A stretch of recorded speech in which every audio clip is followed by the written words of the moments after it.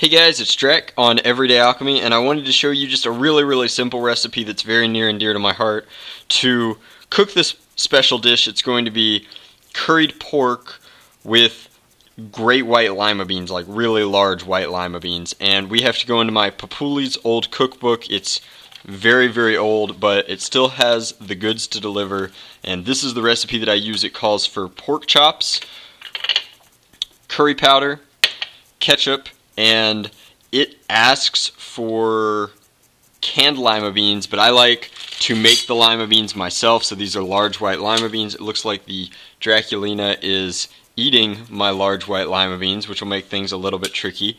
But the first thing that you want to do is, while you're browning your pork and mixing up your curry, you want to come over to your oven and set it to 325 so that it can be heating up while you do the rest of that. And I'm going to get to the preparation.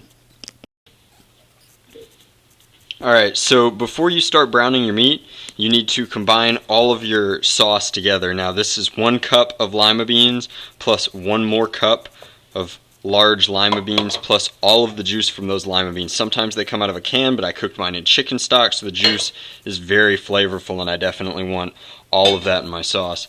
Then you're going to take your favorite kind of ketchup and mix in a 1/4 cup of ketchup, as well as a 1/4 teaspoon of curry powder,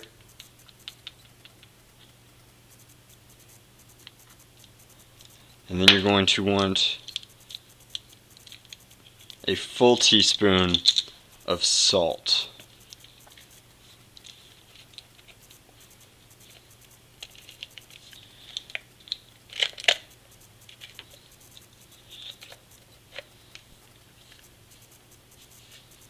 Whoa. Alright, now I'm going to mix all of this together, but while I'm doing that, I'm going to put some heat on my pan because I want to get this hot, and I will go ahead and add some olive oil to that pan so that I can start browning there. Okay, so I've got my sauce mixed and I'm ready to add my pork to heat. I've laid down olive oil, which is really all I want for these at first.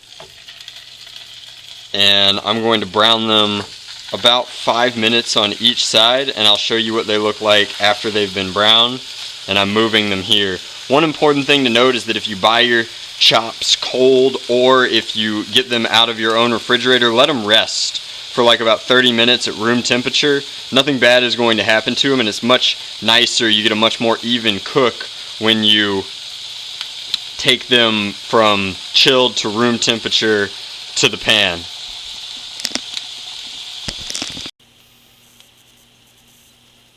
So as you can see, I've removed my pork chops from their heat. They're nicely browned on each side. I'm happy with how they turned out. I'm ready to add them to the top of my lima beans and sauce. I'm just going to lift them, set them inside.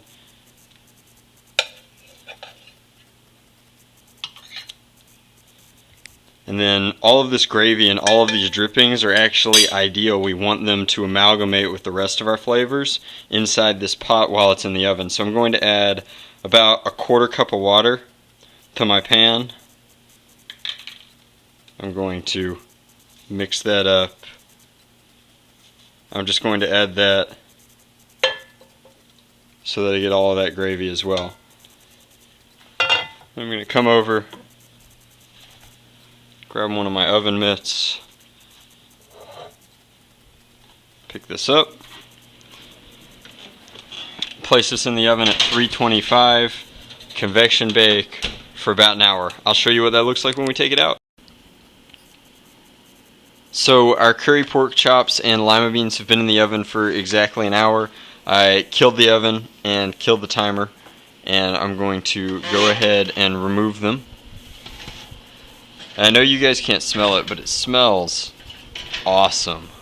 really looking forward to this. So I'm going to place this here to rest for just a second, and then I'm going to plate it up and show you what that looks like. Alright guys, so it doesn't look like much on the plate. The Draculina is making a special fruit salad to go with it, but I really like this recipe. I think it's an awesome amalgamation of some very simple flavors that come into something really special. And I'm going to try it right now, but you can see that the pork is pretty thoroughly cooked through, but it stays moist because it's immersed the entire time it's baking, and the lima beans are also very well cooked, and everything takes on this very strange kind of reddish color. But I think that it's really tasty, and